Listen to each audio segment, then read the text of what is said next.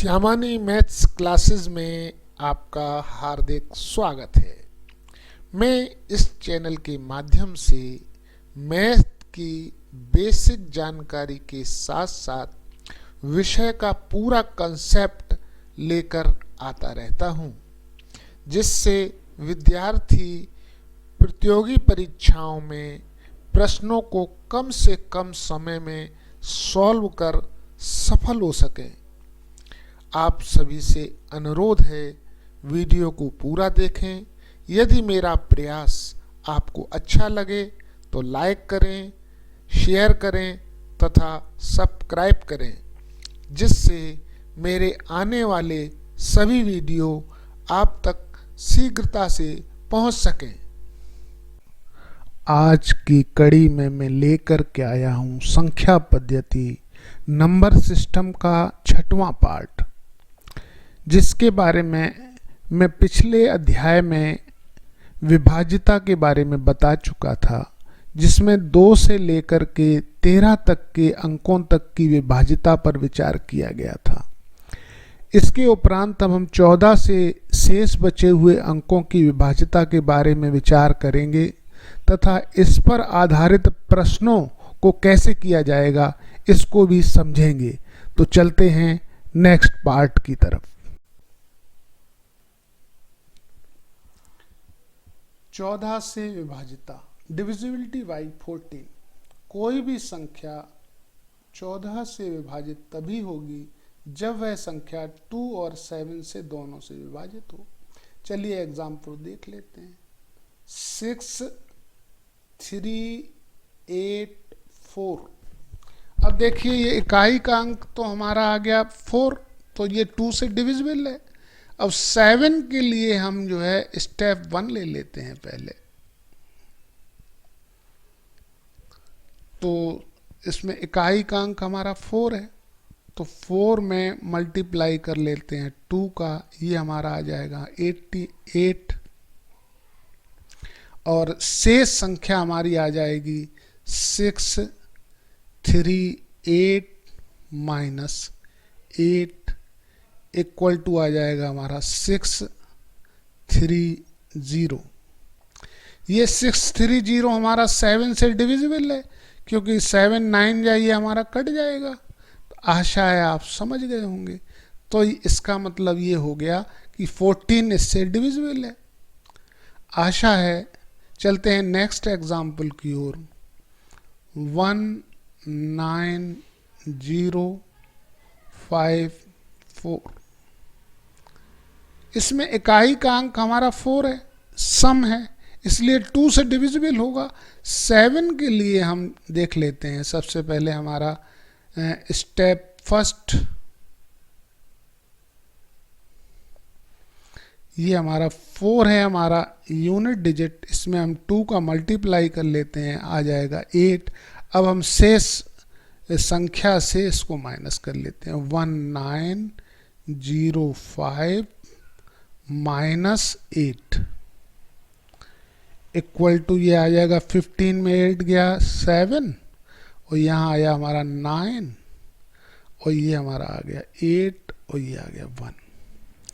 अभी मुझे ये ज्ञात नहीं हुआ, तो इसलिए यही प्रक्रिया हम दोबारा स्टेप 2 में कर लेते हैं।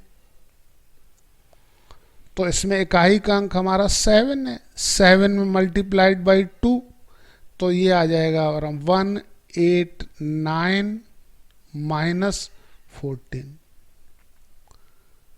तो यहाँ हम कर लेते हैं, यहाँ आ जाएगा 5, 8 में 1 गया तो यहाँ आ गया 7, ये आ गया 1। अभी मुझे ये ज्ञात नहीं हुआ कि ये हमारा 7 से डिविजिबल होगा, तो ये प्रक्रिया हम स्टेप 3 में फिर कर लेते हैं। स्टेप 3, तो अब की बार 17 माइनस 5 में मल्टीप्लाई 2 कर लेते हैं, तो ये हो जाएगा -10 इक्वल टू आया हमारा 7। 7 तो 7 से डिविजिबल होगा, इसलिए यह संख्या हमारी 14 से डिविजिबल होगी। आशा है आप समझ गए होंगे। चलते हैं नेक्स्ट पॉइंट की ओर, जिसमें 15 से विभाज्यता ज्ञात करने के लिए डिविजिबिलिटी बाई 15। कोई भी संख्या 15 से विभाजित तभी होगी जब वो 3 व 5 दोनों से विभाजित हो। तो 3 से विभाजित होने के लिए सबसे पहले अंकों का योग उनका 3 से विभाजित होना चाहिए। चलिए एग्जाम्पल फर्स्ट देख लेते हैं हम। 3 2 0 3 5 2 0, इनके अंकों का योग कर लेते हैं।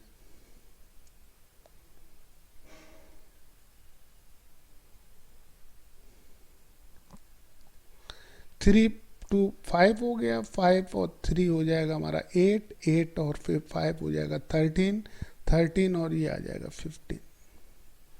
15 हमारा 3 से डिविजिबल है। और 5 के लिए मुझे क्या चाहिए, या तो इकाई के अंक पर 0 चाहिए या 5 चाहिए। तो 0 है तो ये इसका मतलब जो है 15 से डिविजिबल होगी। आशा है आप समझ गए होंगे। चलिए नेक्स्ट एग्जाम्पल की ओर देख लेते हैं। 19065। अब इसके अंकों का योग सीधा सीधा कर लेते हैं। 1 + 9 10, 10 और 6 हमारा 16, 16 और 5 हमारा हो जाएगा 21। 21 को हम 3 से डिवाइड कर लेते हैं तो ये हमारा डिविजिबल है। तो इसका मतलब 3 से ये डिविजिबल है और 5 इसके इकाई का अंक है, तो ये 5 से भी डिविजिबल होगा। आशा है आप समझ गए होंगे, ये 15 से डिविजिबल होगा। चलिए नेक्स्ट पॉइंट की तरफ चलते हैं। 16 से विभाज्यता, डिविजिबिलिटी बाई 16। कोई भी संख्या 16 से विभाजित तभी होगी जब उसके अंतिम 4 अंक 16 से डिविजिबल हों। तो अंतिम 4, जैसे एग्जाम्पल हमने दिया हुआ है 3 4 1 9 3 6, तो अंतिम 4 अंक इसमें देख लीजिए, ये हमारे 1 9 3 6। यदि ये हमारे 16 से डिविजिबल हों तो ये डिविजिबल होगी। तो इसके लिए तो डिवाइड कर ही देते हैं। तो 16 1 जा 16 बची 3, तो 16 2 जा 32 आया 1, 16 1 जा, तो ये हमारा डिविजिबल है। तो ये हमारा पूरी संख्या भी ये 16 से डिविजिबल होगी। आशा है आप समझ गए होंगे। चलते हैं नेक्स्ट। 17 से विभाज्यता, डिविजिबिलिटी बाई 17। कोई भी संख्या 17 से विभाजित तभी होगी जब संख्याओं के इकाई के अंक को 5 से मल्टीप्लाई कर इकाई के अंक को छोड़कर बनी संख्या से घटाने पर प्राप्त संख्या हमारी 17 से भाज्य हो। आशा है आप समझ गए होंगे। तो चलिए एग्जाम्पल की ओर हम आ गए हैं। इसमें मैंने एग्जाम्पल ले लिया है 7 4 8, और इसमें इकाई की संख्या देख लीजिए हमारी 8 है। और 8 में हम सबसे पहले कर देंगे 5 का मल्टीप्लाई, तो ये आ जाएगा हमारा 40। और 40 से हम 74 से माइनस कर देते हैं 40, तो ये हमारी जो संख्या आती है, यदि ये 17 से डिविजिबल हो तो ये हमारी 17 से डिविजिबल है। तो इसका मतलब ये वाली संख्या जो है वो हमारी 17 से डिविजिबल होगी। चलिए नेक्स्ट एग्जाम्पल की ओर देख लेते हैं। 4930, तो इसमें हम प्रथम अंक हमारा 0 है और 0 से हम मल्टीप्लाई करेंगे 5 का तो वो 0 ही आएगा। तो 493 हमारा, इससे अभी हमें पता नहीं लगा है कि ये हमारा डिविजिबल होगा। चलिए ये स्टेप हम सेकंड स्टेप इसके लिए फिर से कर लेते हैं। स्टेप सेकंड, अब इकाई का अंक हमारा 3 है। 3 में मल्टीप्लाई कर लेते हैं 5 का, तो आ जाएगा हमारा 15। तो 49 से हम 15 माइनस कर लेते हैं, तो ये आ जाएगा हमारा 4 और ये आ जाएगा हमारा 3। तो ये हमारा 17 से डिविजिबल है। तो ये हमारी संख्या जो है डिविजिबल होगी 17 से। आशा है आप समझ गए होंगे। चलते हैं नेक्स्ट पॉइंट की ओर। 18 से विभाजिता, डिविजिबिलिटी बाई 18। कोई भी संख्या 18 से विभाजित तभी होगी जब वह संख्या 2 से विभाजित हो और 9 से विभाजित हो।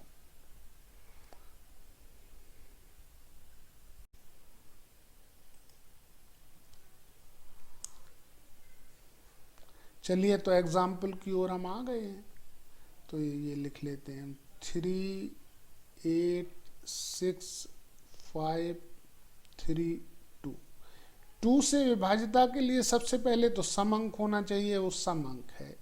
9 से विभाजिता के लिए हम सभी अंकों का योग कर लें, और योग करने के बाद यदि योगफल 9 से डिविजिबल हो तो वो संख्या फिर 18 से डिविजिबल हो जाएगी।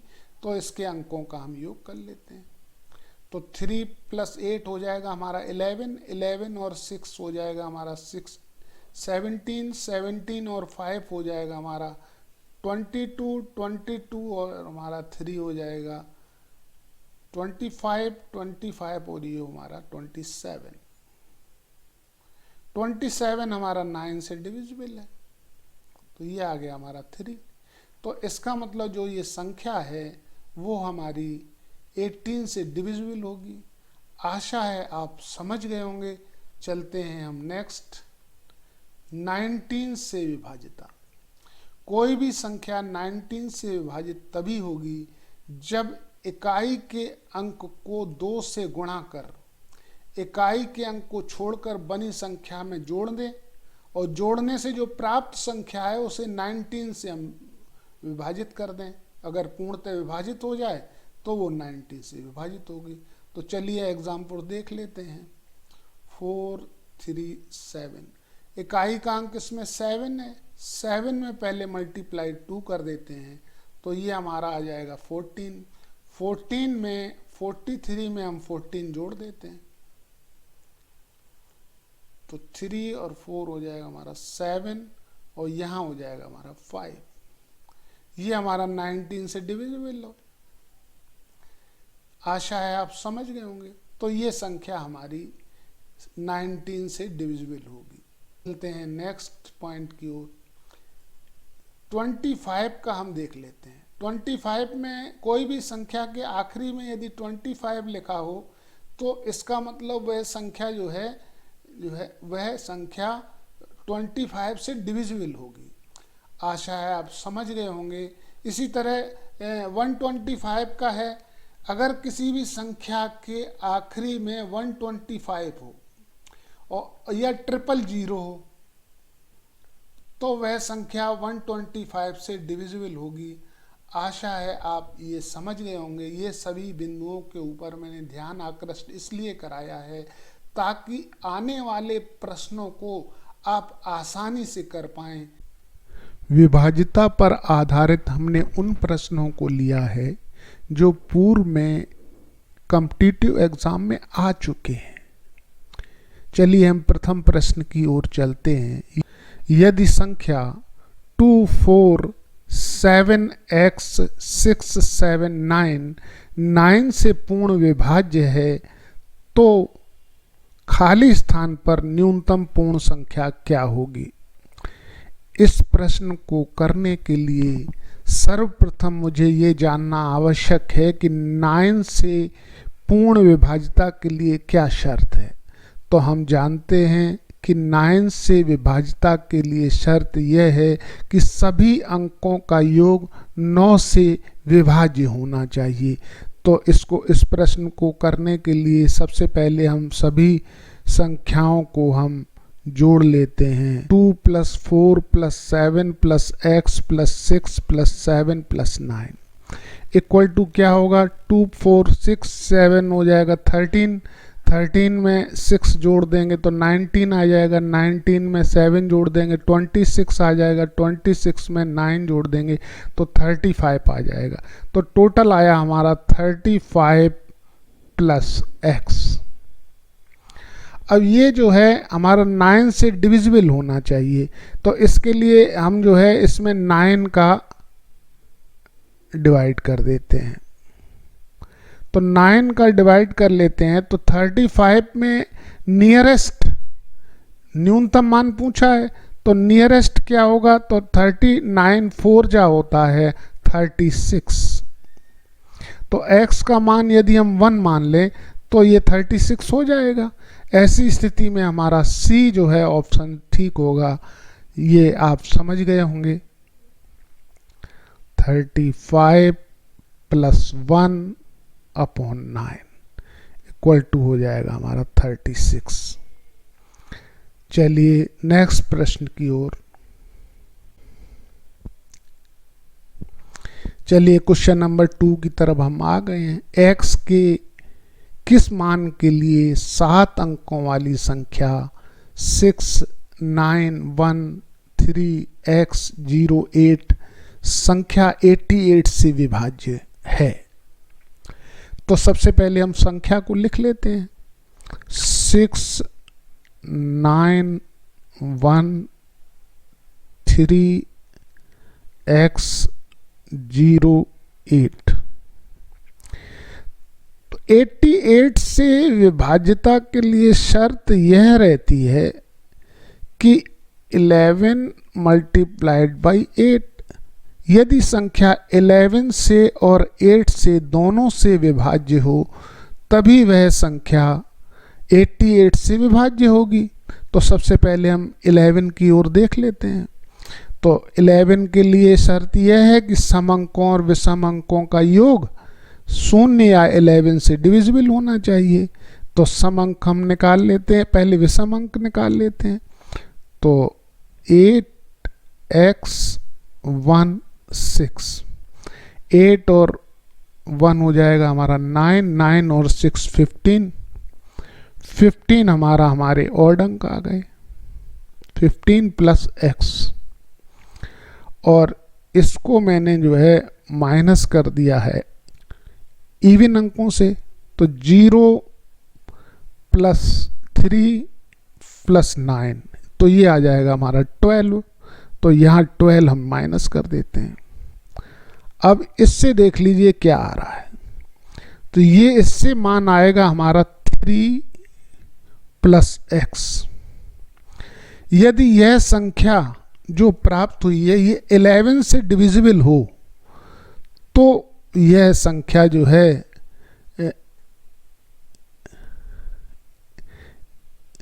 यह संख्या 11 से डिविजिबल होनी चाहिए, क्योंकि ये 88 से डिविजिबल है। ऐसी स्थिति में यदि हम x का मान यदि 8 रख दें, यदि x का मान हम यदि 8 रख दें तो ये 11 से डिविजिबल हो जाएगी। तो x का मान मुझे प्राप्त हो गया 8। ऐसी स्थिति में इसका बी ऑप्शन ठीक है। आशा है आप समझ गए होंगे। चलिए नेक्स्ट प्रश्न की ओर चलते हैं। क्वेश्चन नंबर 3 में यदि संख्या 4x573y संख्या 72 से विभाज्य है तो x + y का मान क्या होगा? ऐसी स्थिति में संख्या हम पहले लिख लेते हैं। 4x573y, और ये संख्या जो है हमारी 72 से विभाज्य है। तो 72 से विभाज्य होने की शर्त हमें मालूम है, 9 × 8। 9 और 8 दोनों से ये जो है डिविजिबल होनी चाहिए। ऐसी स्थिति में हम पहले 9 की शर्त देख लेते हैं। 9 की शर्त यह है कि सभी अंकों का योग कर लेंगे हम। तो 4 + 5 हो जाएगा 9, 9 और 7 हो जाएगा हमारा 16, 16 और 3 हो जाएगा 19। तो 19 + x + y, ये हमारा 9 से डिविजिबल हुए। ये हमारा 9 से डिविजिबल है। ऐसी स्थिति में चलिए सेकंड पोजीशन हम देख लेते हैं। ये हमारा सेकंड पोजीशन 8 के लिए डिविजिबिलिटी के लिए।